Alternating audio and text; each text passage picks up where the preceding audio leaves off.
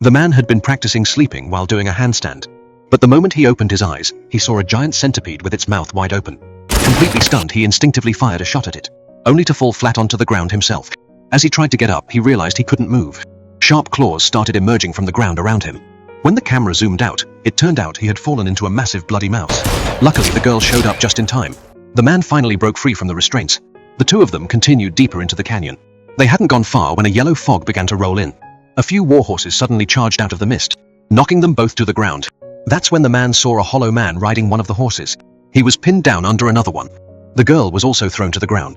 She drove her knife into the hollow man's neck, then blew his head off with a gunshot.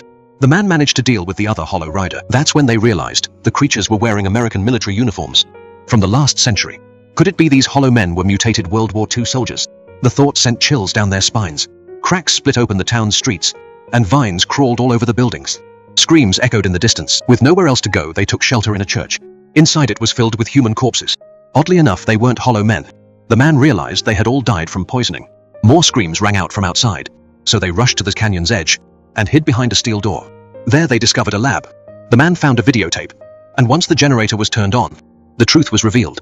Back in World War II, the US and the Soviet Union had been developing biochemical weapons in the canyon, but an earthquake caused a massive leak, which gave rise to the monsters that now roamed the area. They found a computer and saw that the research had never stopped. Behind it all was a military organization called Dark Fox. They had been using drones to secretly collect genetic samples, hoping to create super soldiers. The man and woman's mission was to help Dark Fox keep the canyon secret. If the outside world ever found out about it, a fail-safe program called Stray Dog would activate, wiping out everything inside the canyon.